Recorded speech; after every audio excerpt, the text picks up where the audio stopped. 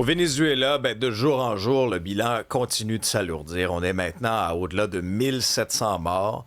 Puis moi, il y a un chiffre qui marque l'esprit, encore une fois, 50 000 personnes toujours portées disparues. Il y a eu ces deux secousses extrêmement vives d'au-delà de 7 là, sur ces échelles. Une réplique dans la journée d'hier. Et là, tu as cette course contre la montre, opération de recherche et sauvetage. Patrick Viardi est président d'Ulysse, qui est une association spécialisée dans les opérations de sauvetage lors de catastrophes naturelles. Bonjour. Bonjour. Bon, plusieurs jours après ces deux secousses-là, d'abord, est-ce qu'on doit quand même encore garder espoir de trouver des gens vivants parmi les 50 000 qui sont disparus? Alors oui, tout à fait.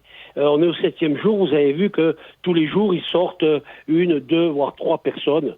Donc oui, tout à fait. L'espoir y est. L'effondrement de ces immeubles amène des lieux de survie à l'intérieur qui fait qu'on va retrouver encore dans les prochains jours des vivants. Vous allez voir, on en reparlera si vous voulez, mais les poches de survie y sont. Et puis la capacité humaine de se mettre en auto-protection fait que 8-10 jours après, on va pouvoir retrouver des personnes vivantes. Sans aucun problème. Éclairez-nous d'ailleurs là-dessus. Là. Parce que moi, c'est ce qui me fascine depuis le début de cette triste histoire-là, de voir à tous les jours. Puis on a vu, en fin de semaine, à Salut Bonjour, je parlais d'un nouveau-né qui a réussi à survivre sous les décombres. Il y a des enfants. Comment le corps, par tous ces mécanismes-là, réussit à survivre alors que, par exemple, des gens sont coincés là, entre des amas d'immeubles qui se sont effondrés? Expliquez-nous comment ça peut être encore physiquement possible. Alors, le corps humain a des capacités qu'aujourd'hui, malgré tout ce qui se passe, on en est au balbutiement de ce qu'il peut y avoir. Tous les chercheurs, tous les toubibs, tout ça, regardez ce qu'on arrive à faire avec le corps humain. On graisse des foies, des reins, et les gens vivent, et il n'y a aucun problème.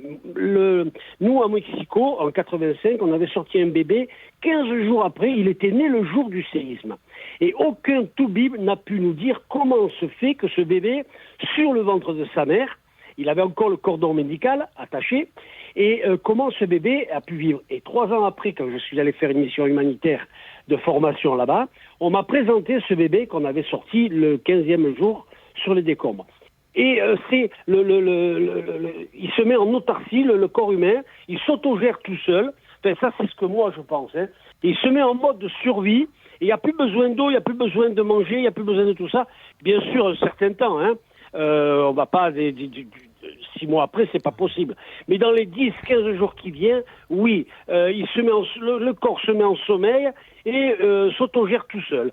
Voilà, c'est extrêmement magnifique. La vie humaine, c'est quelque chose d'extraordinaire, quoi. On fait des robots et on connaît pas la vie humaine, quoi. Ouais, il y a énormément de résilience, effectivement, cette volonté de vivre là.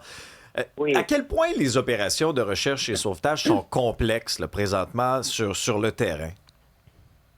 Il y a tout qui est en place. Il y a la partie chaleur qui est sur place, le amas de béton et de ferraille qu'il y a. Il faut creuser. C'est vrai, nous, on nous avait surnommé les tops, et c'est toujours des tops quand on regarde les gens, les sauveteurs sur place. Ils font un trou, ils rentrent à l'intérieur, ils creusent, comme les fourmis. Et on arrive sur des lieux de survie, et le corps et à retrouver des vies humaines. Alors le facteur des chiens sur place est très prépondérant, avec les appareils sophistiqués que l'on a, qui sont les caméras vibrascope, et où on peut communiquer avec une caméra à 360 degrés sur 12 mètres de profondeur. Un chien peut localiser une victime jusqu'à 12 voire 15 mètres de profondeur. Ah, oui. Les effluves, vous savez, vous avez 2 effluves sur le corps humain, les lourdes qui restent sur nous et les légères qui s'évaporent. Pour donner une image, vous faites un rôti à la broche, vous avez la fumée qui part, et en fonction du vent, elle se déplace et elle vend. Et bien, le chien lui remonte cette fumée jusqu'à l'odeur, et là, on peut localiser des personnes. Elles se faufilent entre les bétons, les molécules, et le chien fait la différence entre les légères qui s'évaporent et qui montent, avec les lourdes qui restent sur le corps humain. Je lisais sur les réseaux sociaux que vous auriez souhaité, là, avec vos équipes d'Ulysse, vous rendre sur place. Et là, on comprend que la réalité logistique vous a rattrapé.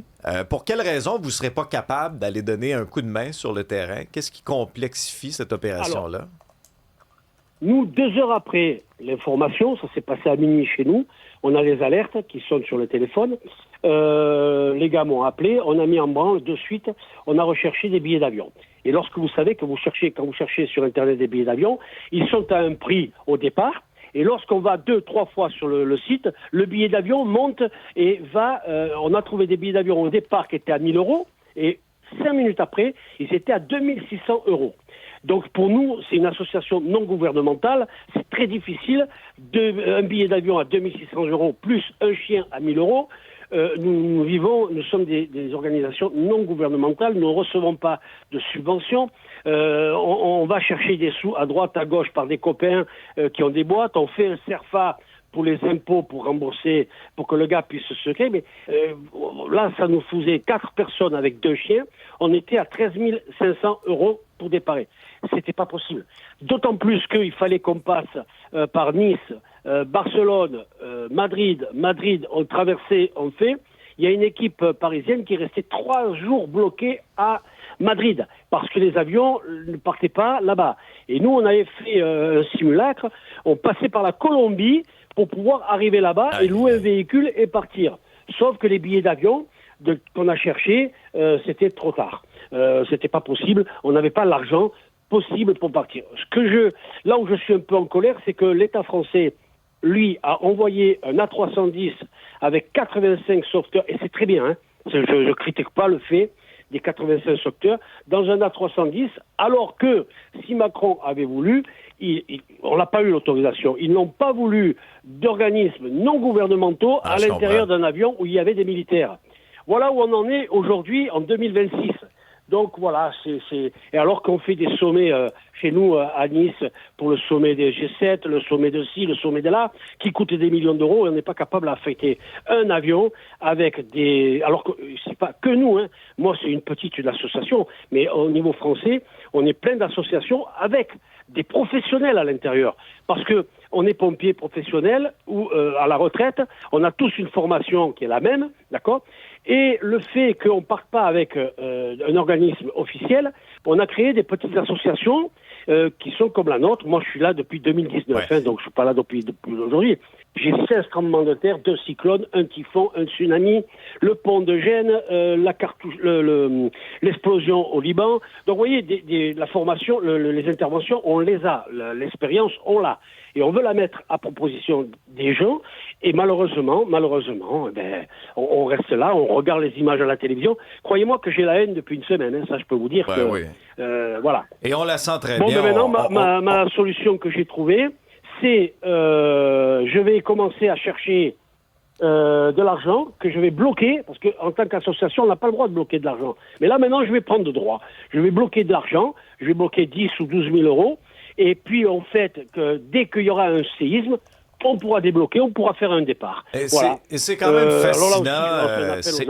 C'est quand même assez fascinant, M. Viardi, de voir à quel point, un peu partout à travers le monde, parfois la main gauche ne parle pas avec la main droite, et là, on se prive d'une expertise. Vous êtes président d'Ulysse, cette association spécialisée dans les opérations de sauvetage lors de catastrophes naturelles. Merci de nous avoir partagé votre expertise. Au revoir. Mais c'était très volontiers. Merci à vous de m'avoir écouté.